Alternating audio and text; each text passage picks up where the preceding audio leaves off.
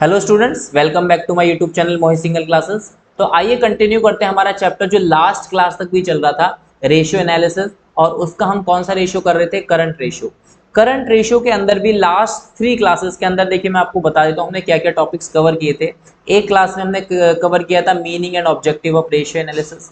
Second class में हमने cover किया था और स्टार्ट कर दिया था क्या? करंट रेशियो के कुछ प्रैक्टिकल्स क्वेश्चंस किए थे, उसका फॉर्मूला पढ़ा था और उसका मीनिंग पढ़ा था कि करंट रेशियो के अंदर जो फॉर्मूला है current asset upon current liabilities, उसके अंदर क्या क्या चीज आती है, करंट एसेट्स में क्या आता है, करंट लायबिलिटीज में क्या आता है।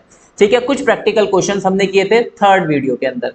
ठीक है, तो आज हमारी ये फोर्थ क्लास है करंट रेशियो से रिलेटेड और आज हम करंट रेशियो को खत्म कर देंगे। करंट रेशियो के अंदर और कुछ नहीं बचा, सिर्फ एक पार्ट बचा है जिसके अंदर हमें बताना होता है कि रेशियो इंक्रीज होगा, डिक्रीज होगा या नो चेंज आएगा, यानी कि कोई चेंज रेशियो के अंदर नहीं आएगा। ठीक है, कुछ मैं आपको कंडीशंस दूंगा, एक मैं आपको रेशियो ऑलरेडी बताऊंगा। उस रेशियो के अंदर एक कंडीशन डालेंगे और उस कंडीशन को देखकर हमें क्या होता है, पता लगाना होता है कि रेशियो इंक्रीज हो रहा है, रिड्यूस हो रहा है या नो चेंज है, या फिर उस रेशियो के अंदर कोई चेंज नहीं आ रहा। ठीक है, जैसे मैं सपोज कीजिए एक एग्जांपल लेके चलता हूं आपके सामने। एग्जांपल से शुरुआत करते हैं। जैसे सपोज कीजिए मैं आपको एक ऑलरेडी एक रेशियो निकाल कर दे रहा हूं, that the current ratio is 2:1। और हम इसको ऐसे लिख सकते हैं 2:1 मीन्स 2/1। ठीक है, और साथ में मैंने आपको सपोज कीजिए एक नीचे कंडीशन दी, क्या? Payment made to creditors, payment made to creditors, यानी कि मैंने क्रेडिटर्स को कुछ पे किया। जब मैं क्रेडिटर्स को पे करूंगा तो कहां पर इफेक्ट आएगा? इस वैल्यू के अंदर। हम सबको पता है इस रेशियो के अंदर ये जो ऊपर वाली वैल्यू होती है ये डिनोट करती है हमारे करंट एसेट्स, नीचे वाली वैल्यू डिनोट करती है हमारी करंट लायबिलिटीज।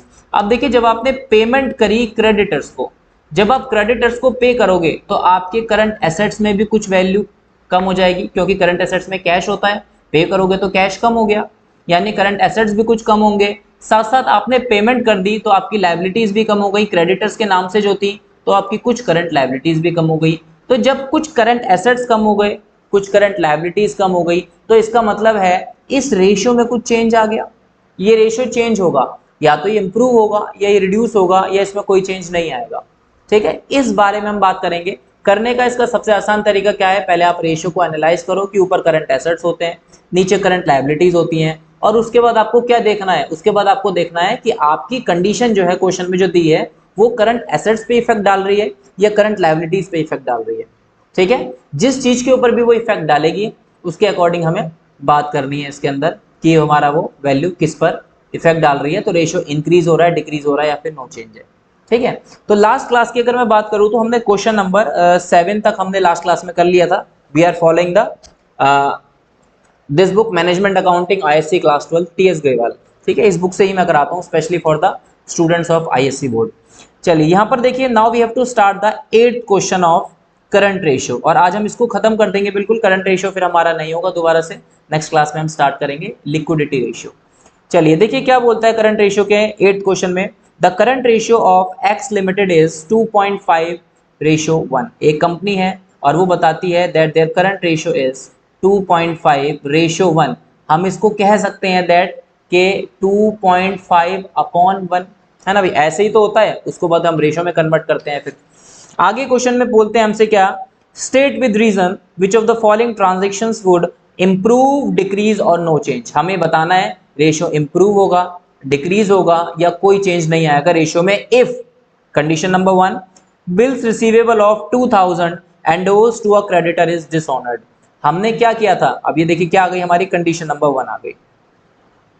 कंडीशन नंबर 1 क्या कंडीशन है? देखिए नंबर 1 ये कहते हैं हमने किसी को एक बिल दिया था, पहले कभी एक बिल्स रिसीवेबल हमने किसी को दिया था।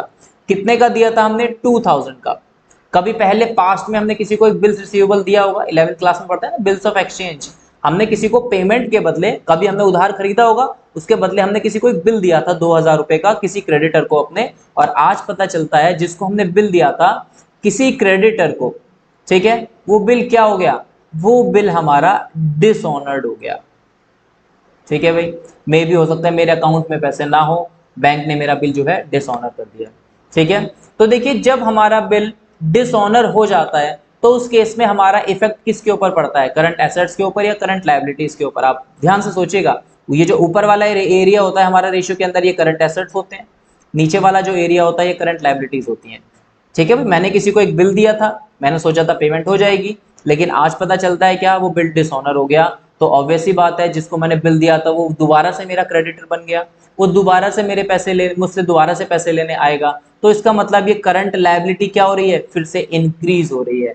और जब भी न्यूमरेटर डिनोमिनेटर में डिनोमिनेटर इंक्रीज होता है तो याद रखिए हमेशा क्या, जो हमारा रेशियो होता है वो डिक्रीज हो जाता है, वो रेशियो हमारा कम हो जाता है। अगर नीचे की वैल्यू यानी डिनोमिनेटर की वैल्यू बड़ी होने लगती है तो रेशियो कम होने लगता है। यानी ये वाली करंट लायबिलिटी मेरी क्या हो रही है, फिर से बढ़ जाएगी, क्योंकि क्रेडिटर को पेमेंट नहीं हुई, मैंने पेमेंट की थी लेकिन वो बिल डिसऑनर हो गया, मेरे क्रेडिटर यानी नीचे की करंट लायबिलिटी बढ़ जाएगी। तो पहले का मेरा आंसर क्या आता है भाई, पहले वाले का आंसर आएगा डिक्रीज। मेरा रेशियो क्या हो गया, फिर से जो है मेरा रेशियो डिक्रीज हो गया, क्योंकि नीचे की वैल्यू बढ़ गई। अब बच्चे कहेंगे सर समझ में नहीं आई ये बात, मतलब नीचे की वैल्यू बढ़ गई, डिनोमिनेटर बढ़ने से रेशियो डिक्रीज कैसे हो गया। चलो बच्चों एक एग्जांपल के साथ मैं आपको समझाता हूँ, एक एग्जांपल के साथ। सपोज कीजिए मेरे पास एक एग्जांपल है, एग्जांपल मेरे पास 20 टॉफीज हैं, ठीक है, मेरे पास 20 टॉफीज हैं और उन 20 टॉफीज को मुझे क्या करना है, मुझे 4 स्टूडेंट्स में बांटना है, 4 स्टूडेंट्स में। ठीक है, तो बताओ जरा एक बच्चे को कितनी टॉफी मिलेंगी। सर बच्चे कहेंगे ये लो सर, ये तो आपने बहुत इजी सा क्वेश्चन पूछ लिया, 20 टॉफीज हैं, 4 स्टूडेंट्स हैं, 4 5 20, तो 5 टॉफीज पर स्टूडेंट। ठीक है, हर बच्चे को 5 टॉफीज मिलेंगी। चलिए इसके अंदर ना मैं बच्चों की वैल्यू बढ़ाता हूं, बच्चे देखो नीचे आ रहे हैं ना डिनोमिनेटर में, मैं बच्चे बढ़ा देता हूं, जैसे हमारे क्वेश्चन में करंट लायबिलिटी बढ़ी है ना, मैं ऐसी बच्चों को बढ़ाता हूं। ये पहला एग्जाम्पल था। दूसरे एग्जाम्पल के साथ सपोज कीजिए दोबारा से मेरी जेब में 20 टॉफीज हैं, ठीक है, बच्चे अब की बार मैंने 5 कर दिए, देखिए 5 स्टूडेंट्स मैंने बढ़ा दिए।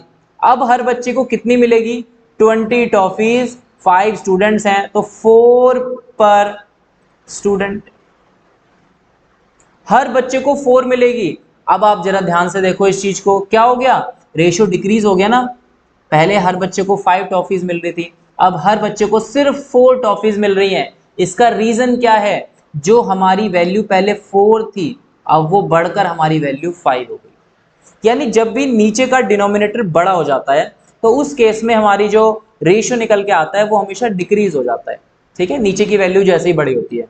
क्लियर है एकदम बात। चलिए एक और, चलो आगे एक और पार्ट करते हैं इसका, इसमें 2 पार्ट हैं 8th क्वेश्चन के अंदर। चलिए और बात क्लियर होगी। हमेशा हम करंट एसेट्स और करंट लायबिलिटीज के पॉइंट ऑफ व्यू से सोचेंगे, क्योंकि this is we are doing the current ratio. Number 2, चलिए देखिए बोलता है 8000 cash collected from debtor of 8500 in full and final settlement. In full and final settlement हमारा रेशियो क्या था, हम पहले क्वेश्चन में अपना रेशियो देख लेते हैं। हमारा रेशियो था 2.5:1, हमें इसी के हिसाब से तो बताना है हर बार। करंट रेशियो था हमारा 2.5/1। हमने क्या करा है देखिए, 8000 cash collected from debtors of 8500 in full and final settlement. किसी डेटर से ना मुझे 8500 रुपीज लेने थे, मुझे किसी से 8500 रुपीज लेने थे और वो कह रहा है बाबूजी बस 8000 रुपए है मेरे पास, तो है ना, वो क्या कहता है, भाई साहब मेरे पास बस 8000 रुपए हैं। और मैंने सोचा चलो भाई 8000 तो आ ही रहे हैं, चल बेटा तेरे 500 रुपए मैंने छोड़ दिए। समझ रहे हो इस बात को, हो क्या रहा है, किसी से मुझे 8500 रुपए लेने थे, लेकिन मैं 8000 रुपए लेकर ही क्या कर रहा हूं, अपना फुल एंड फाइनल सेटलमेंट कर रहा हूं। तो आपको ऐसा नहीं लग रहा कि ऊपर करंट रेशियो की वैल्यू 500 रुपए से कम हो जाएगी। समझ में आ रही है बात, ये ऊपर की वैल्यू 500 से कम हो गई, करंट लायबिलिटीज पर तो कोई इफेक्ट पड़ा नहीं, इस पर तो नो चेंज है। लेकिन ये जो करंट एसेट था हमारा इस जगह पर, ये 500 से कम हो गया। मुझे अनुमान था कि मुझे 8500 किसी से मिलेंगे, है ना, वो आदमी मेरे पास आया, बाबूजी मेरे पास नहीं है 8500, अभी अभी हम कहाँ से आए हैं, अभी हम गांव से आए हैं और हमारे पास बस जेब में 8000 रुपए हैं। तो मैंने कहा ला भाई 8000 तो दे, है ना भाई, आती हुई लक्ष्मी को क्यों मना किया जाए। तो मैंने क्या करा, उससे 8000 रुपए ले लिए, लेकिन इन 8000 रुपए लेने के चक्कर में मेरे पास 500 का नुकसान हुआ, यानी मेरे करंट एसेट्स 500 से कम हो गए। तो जब भी मेरी ऊपर की न्यूमरेटर की वैल्यू कम हो जाती है तो भी मेरा रेशियो डिक्रीज हो जाता है। ठीक है भाई, तो इसके अंदर भी मैं क्या करूंगा, मेरा रेशियो क्या हो रहा है भाई, डिक्रीज हो रहा है। ठीक है भाई, ऊपर की वैल्यू भी कम होगी तो भी मेरा रेशियो जो है डिक्रीज होगा। चलिए भाई, क्लियर है बच्चों एकदम बात ये। तो डिक्रीज कब कब होता है, जब या तो नीचे का जो डिनोमिनेटर है वो इंक्रीज हो जाए या ऊपर का न्यूमरेटर डिक्रीज हो जाए। ठीक है, तो उस केस में जो है रेशियोज हमारे डिक्रीज हो जाते हैं। ये रटने वाली बात नहीं है, आपको लॉजिकली समझना पड़ेगा। जैसे मैं चलो इसको भी एक एग्जांपल से समझाता हूं। देखो एग्जांपल, सपोज कीजिए 10 डिवाइडेड बाय 2, आंसर क्या आएगा 5। और अगर मैं ऐसे करके कर दूं इसको 8 डिवाइडेड बाय 2, तो आंसर क्या आएगा 4। आपने क्या देखा इसके अंदर, 2 और 2 में तो कोई चेंज नहीं है, ये तो सेम है, ये भी सेम है, दोनों वैल्यू सेम है, ये तो नीचे वाले डिनोमिनेटर। लेकिन ऊपर के जो देखोगे आप, ये करंट एसेट्स पहले 10 थे, मैंने अब करंट एसेट्स को 8 कर दिया, तो जैसे ही ऊपर के जो न्यूमरेटर है वो छोटा हो जाता है तो आपका रेशियो ऑटोमेटिकली जो है डिक्रीज हो जाता है। क्लियर है बात ये। तो ये आपको एग्जाम में अच्छे से एक बार एनालाइज करना पड़ेगा कि हाँ भाई कौन सी वैल्यू पर इफेक्ट डाल रहा है, न्यूमरेटर पे डालता है या फिर डिनोमिनेटर के ऊपर इफेक्ट डालता है, उसके अकॉर्डिंग आपको पता चलेगा that there will be a increase decrease और no change in the current ratio. चलिए, this is the question number 8 completed. There are only 2 parts in this question. Now move to the 9th one, come to the 9th one. चलिए 9th question से थोड़ा सा lengthy question है और अब हमारा 9th ही बचा है, इसके बाद है भी नहीं कुछ। State giving reason which of the following transactions would improve, reduce or no change in the current ratio if current ratio is 1:1 and 0.8:1। देखिए इस क्वेश्चन में 2 पार्ट है, मैं देखो 2 पार्ट में इसको डिवाइड करता हूं, 2 पेज में मैंने इसको डिवाइड किया। ये कहते हैं सपोज कीजिए करंट रेशियो था पहले वाले केस में 1:1, यानी कि हम कह सकते हैं क्या, करंट रेशियो क्या था, हम कह सकते हैं करंट रेशियो इज 1/1। ठीक है, या फिर एक और इन्होंने केस बोला है, ये फर्स्ट केस है भाई हमारा, ये फर्स्ट केस है। ये कह रहे हैं इसको दोबारा से करके दिखाना क्वेश्चन को, व्हेन करंट रेशियो इज 0.8:1, यानी कि हम कह सकते हैं करंट रेशियो इज 0.8/1। ठीक है, इसको हमें 2 तरीके से करके दिखाना है। पहले हम इस वाले एरिया को सॉल्व करते हैं, पहले वाले एरिया को। ठीक है भाई, पहले वाले एरिया को सॉल्व करते हैं जहां पर करंट रेशियो था 1:1। चलिए भाई, एक एक करके कंडीशन आप लोग भी बताएंगे मेरे साथ, खाली मेरे को नहीं समझना, आप लोगों को भी समझना है।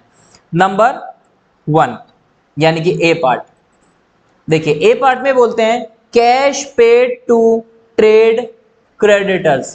क्या करा इन्होंने, क्रेडिटर्स को कैश पे कर दिया, क्रेडिटर्स को कैश पे कर दिया। तो देखो भाई, जब आप क्रेडिटर्स को कैश पे करोगे, चलिए मैं हर बार रेशियो को लिखूंगा ताकि मैं हर कंडीशन को आपको समझाता चलूं। देखिए करंट रेशियो क्या था 1:1, ये कहते हैं हमने क्रेडिटर्स को कैश पे कर दिया। तो देखो भाई, जब आप क्रेडिटर्स को कैश पे करोगे तो आपका कैश भी कम होगा, जब आपने क्रेडिटर्स को पे कर दिया तो आपके क्रेडिटर्स भी कम हो गए, यानी कि ऊपर और नीचे दोनों तरफ सेम वैल्यू माइनस हो रही है ना भाई, न्यूमरेटर में भी और डिनोमिनेटर में भी दोनों साइड से सेम वैल्यू ही हमारी माइनस हो रही है। तो इसका आंसर क्या होगा हमारा, नो चेंज, कोई चेंज ही नहीं है, क्योंकि ऊपर भी वैल्यू कम हो रही है और नीचे भी वैल्यू कम हो रही है। तो क्या होगा आंसर, कोई भी चेंज नहीं आएगा, दोनों बिल्कुल बराबर है। ठीक है, जैसे सपोज करो एक एग्जांपल लेता हूं, ऊपर क्या है 100, नीचे क्या है 100। ऊपर में से क्या हो गया, हमने एक क्रेडिटर को पे कर दिए 20 रुपए, 20 रुपीज पे कर दिए। तो जब आप 20 पे करोगे तो 20 कैश कम हो गया, 20 के क्रेडिटर कम हो गए, आंसर क्या आ गया 80/80। अब भी रेशियो यही बचा हमारा 1:1, कोई चेंज ही नहीं आएगा रेशियो के अंदर, है ना भाई। जब ऊपर और नीचे बिल्कुल सेम एग्जैक्ट वैल्यू कम होती है तो उस केस में आपका रेशियो जो है इफेक्ट नहीं करता, no change. Second B part, they say again purchase of stock in trade on credit. मैं फिर से लिखता हूं, क्रेडिट करंट रेशियो था हमारा 1/1, क्या करा है हमने अब की बार, purchase of stock in trade on credit, हमने स्टॉक खरीदा उधार में। अरे भाई, जब आप स्टॉक खरीदोगे उधार में तो क्या होगा, आपके पास कुछ करंट एसेट्स आ जाएंगे, यहां पर कुछ करंट एसेट प्लस हो जाएंगे। बेशक आपने उधार खरीदा है लेकिन असेट तो आया है, स्टॉक तो आया है, and stock is a current asset. और आपने कुछ पेमेंट नहीं करी तो इसका मतलब आपकी करंट लायबिलिटी भी बढ़ गई।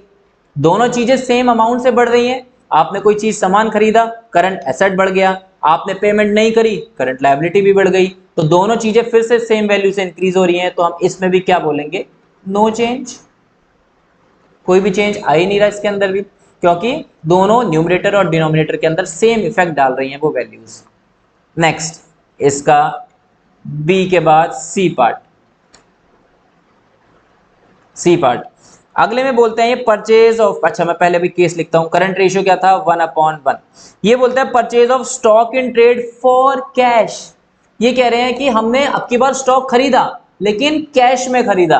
देखो भाई जब आप कैश में कोई चीज खरीदोगे तो इसका मतलब आपका कैश तो कम होगा, लेकिन आपको पता है जितने का कैश कम होगा उतने का स्टॉक भी आ जाएगा, तो आपके पास उतने का ही स्टॉक आ गया। तो जितनी वैल्यू ऊपर प्लस हुई उतनी ही वैल्यू ऊपर माइनस हो गई, तो यहां पर भी क्या होगा आंसर, नो चेंज। बेशक नीचे डिनोमिनेटर में कोई इफेक्ट नहीं है, लेकिन ऊपर न्यूमरेटर के अंदर जितनी वैल्यू प्लस हो गई उतनी वैल्यू माइनस हो गई। सपोज कीजिए 100 रुपीज के करंट एसेट थे, है ना भाई, आपने 20 रुपीज के और कैश में खरीद लिए, तो कैश गया 20 का, स्टॉक आए 20 के, तो 100 में क्या इफेक्ट हुआ, जीरो इफेक्ट, 100 का 100 ही रह गया हमारा, तो फिर नो चेंज दोबारा से। चलिए सी के बाद डी पार्ट। डी पार्ट में फिर से लिखते हैं करंट रेशियो, सपोज कीजिए हमारा था 1:1। कहते हैं payment of dividend.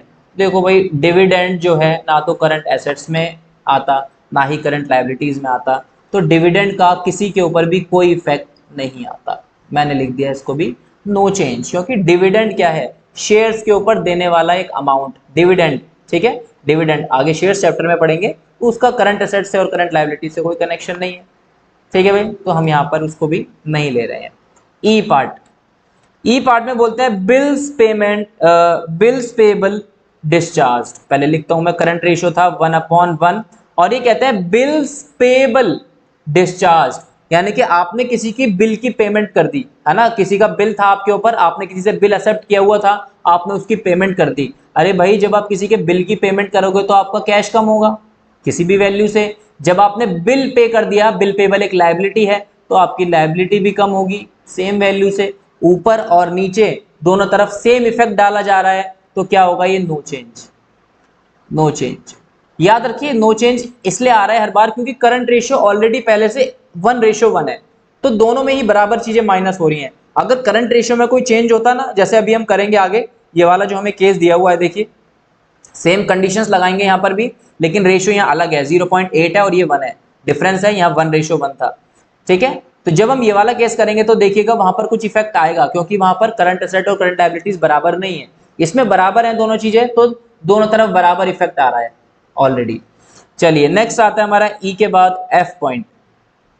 F point ये बोलते हैं bills receivable endorse to a creditor. एक बिल था आपके पास, वो आपने किसी अपने क्रेडिटर्स को एंडोर्स कर दिया, किसी को आपको पैसे देने होंगे तो आपने क्या कहा, ले भाई मेरे पास एक बिल रखा हुआ है ये तू रख। आपने क्या करा, किसी को बिल एंडोर्स कर दिया, यानी कि ट्रांसफर कर दिया, तो क्या इफेक्ट होगा, आपका करंट रेशियो था 1/1, आपने किसी को बिल ही एंडोर्स कर दिया जो कि आपका क्या था, एक एसेट था, तो जब आप एसेट अपना किसी को दे दोगे तो आपका कुछ अमाउंट कम हो जाएगा, और जब आप किसी को पेमेंट कर दोगे तो आपकी करंट लायबिलिटी भी कम हो जाएगी, तो क्या होगा भाई इफेक्ट, नो चेंज। कहीं पर भी कुछ भी चेंज नहीं हो रहा। इसका सबसे बड़ा रीजन है क्योंकि हमारे करंट रेशियो दोनों बराबर हैं, 1:1, ठीक है। और लास्ट केस आता है इसका, देखिए जी पार्ट। ये बोलते हैं इसके अंदर भी हमारा करंट रेशियो है 1/1, और ये बोलते हैं इसके अंदर B R endorse to creditor dishonoured. हमने किसी को बी आर दिया था, ठीक है, और वो बी आर जो है हमारा क्या हो गया, वो बी आर हमारा डिसऑनर्ड हो गया, ठीक है भाई। हमने किसी को बी आर दिया था और वो बी आर हमारा जो है डिसऑनर हो गया। हो सकता है मेरे अकाउंट में पैसे ना हो, तो बी आर जो मैंने एंडोर्स किया था अपने क्रेडिटर को, वो मेरा बी आर जो है दोबारा से डिसऑनर हो गया। तो डिसऑनर का क्या इफेक्ट होगा, मेरे अकाउंट से तो पैसे कटे ही नहीं, तो यानी कि मैं मान लूंगा कि मेरे अकाउंट में तो भाई वापस हो गए वो पैसे, क्योंकि मेरे अकाउंट से पैसे कटे ही नहीं। दूसरा, किसी को मैंने कुछ पे नहीं करा तो मेरी लायबिलिटी भी वापस आ गई मेरे ऊपर, क्योंकि वो पर्सन जो है क्रेडिटर है वो मुझसे फिर पैसे लेने के लिए आएगा, तो एसेट भी मेरा फिर से बढ़ गया क्योंकि पेमेंट कटी नहीं अकाउंट से, और वो क्रेडिटर भी मेरे सर के ऊपर फिर से आ गया क्योंकि उसको पेमेंट नहीं हुई। तो हम इसको भी कह सकते हैं क्या, नो चेंज। क्लियर है भाई, ये सारे केसेस थे हमारे किसके, करंट रेशियो के, कि इंक्रीज है, डिक्रीज है, नो चेंज है। लेकिन इसके अंदर सब में नो चेंज इसलिए आया है क्योंकि ये जो रेशियो था ये 1:1 था, इक्वल था। But what will happen if the ratio is 0.8:1। क्या होगा अगर ये रेशियो 0.8:1 हो जाए? तो चलिए यही सारी कंडीशंस देखिए हम अब दोबारा से यहां पर लगाएंगे। तो केस नंबर 1 ए, ध्यान दीजिएगा भाई, इस वाले केस की बात कर रहे हैं अभी। चलिए दोबारा से हम पढ़ रहे हैं। तो करंट रेशियो क्या है भाई? अब की बार हमारा करंट रेशियो है 0.8/1 और पहली कंडीशन थी cash paid to trade payables. Cash paid to trade payables यानी कि आपने किसी ट्रेड पेबल को पेमेंट करी है। तो भाई देखिए, जब आपने किसी को पेमेंट की है तो आपका कुछ अमाउंट जो है वो कम होगा, यानी यहां से जो आपकी कुछ वैल्यू है वो रिड्यूस होगी। साथ ही साथ आपका कुछ एसेट भी कम होगा। अच्छा, ये एसेट तो कम हो गया, कुछ लायबिलिटी भी कम होगी, है ना भाई? मैंने किसी को पेमेंट करी है तो कुछ एसेट भी कम हुआ है और कुछ लायबिलिटीज भी कम हुई है। इसका इफेक्ट क्या आएगा? अब बच्चे कहेंगे सर यहाँ पर भी बराबर माइनस हुआ था, यहाँ भी बराबर माइनस हुआ है, तो नो चेंज। इसको नो चेंज नहीं बोलेंगे, इसको हम बोलेंगे रिड्यूस हो गया रेशियो। रेशियो रिड्यूस हो गया भाई, रिड्यूस कैसे? ये ऑलरेडी देखो 0.8 था, आपने पेमेंट कर दी तो ये रेशियो और रिड्यूस होगा ना नीचे, और ये रिड्यूस हो गया और ये कम हो गया। ठीक है, चलिए इसका एक छोटा सा एग्जांपल से मैं आपको समझाता हूं। सपोज कीजिए ये क्या वैल्यूज थी? ये वैल्यूज थी सपोज कीजिए 80/100, है ना भाई? आपने क्या करा? कैश पे करा किसी अपने ट्रेड पेबल को, है ना भाई? मैंने किसी ट्रेड पेबल को पेमेंट करी, सपोज कीजिए 10 रुपीज की मैंने किसी को पेमेंट करी, तो ये कितना कम होगा? 10 रुपीज से। पेमेंट कर दी तो कैश 10 से कम हो गया, लायबिलिटी कितने से कम हो गई? 10 रुपीज से। आंसर कितना आएगा? 70/90।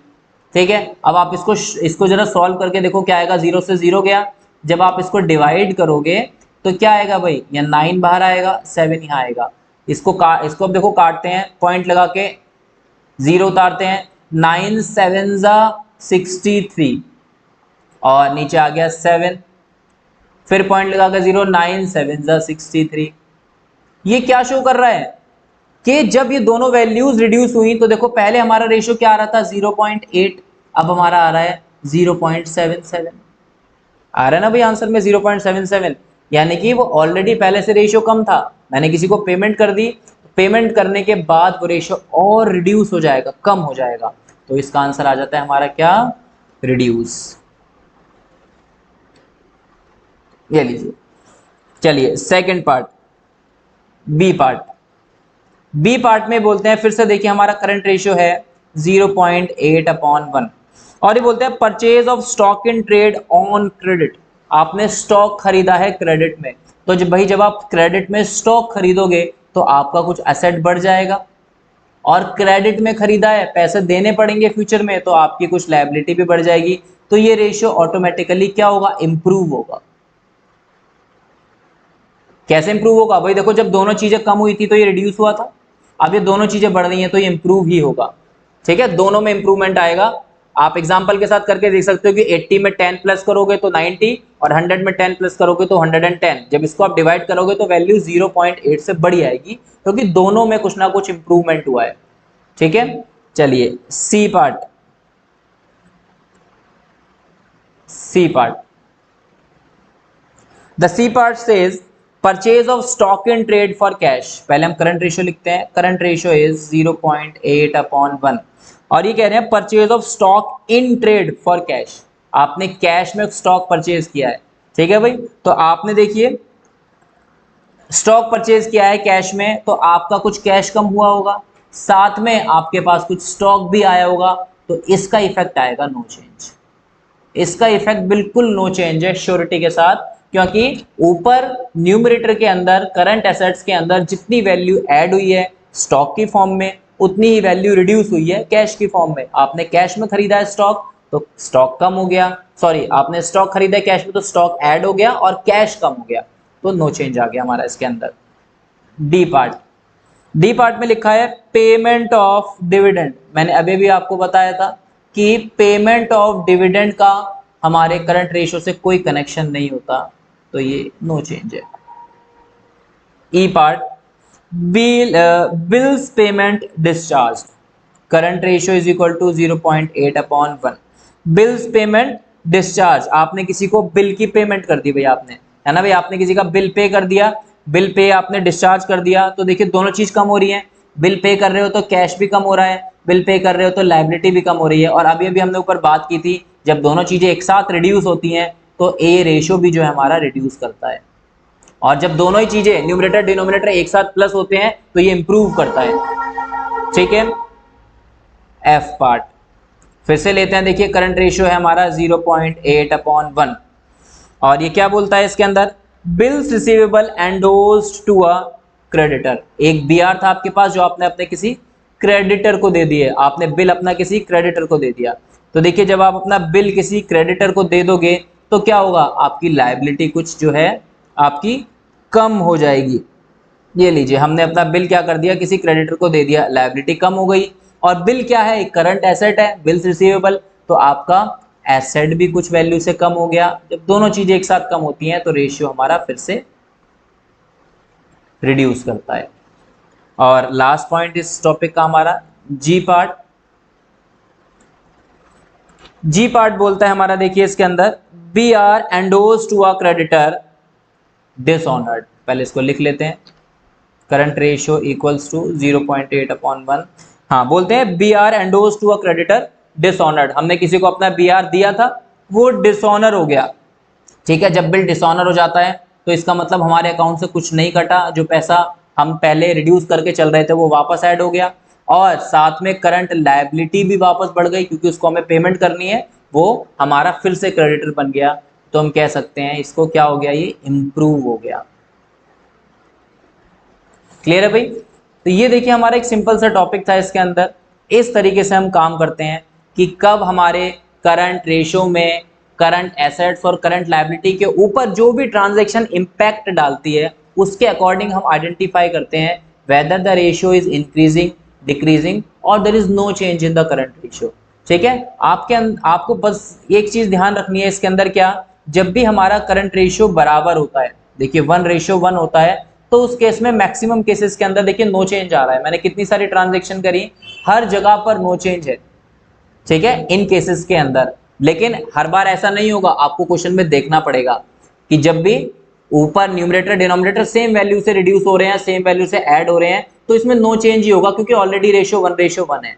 लेकिन जब आप इस तरह का कोई रेशियो फॉलो कर रहे हो जहां पर न्यूमरेटर स्मॉल है 0.8 है, डिनोमिनेटर बड़ा है 1 है, तो उस केस में आपको हर बार देखना है कि रेशियो पर आपका इफेक्ट जो है ट्रांजैक्शन क्या डाल रही है। आपको हर बार देखना है डिनोमिनेटर पे इफेक्ट हो रहा है, न्यूमरेटर पे इफेक्ट हो रहा है, उसके अकॉर्डिंग आपको देखना है whether the ratio is improving, reducing और नो चेंज।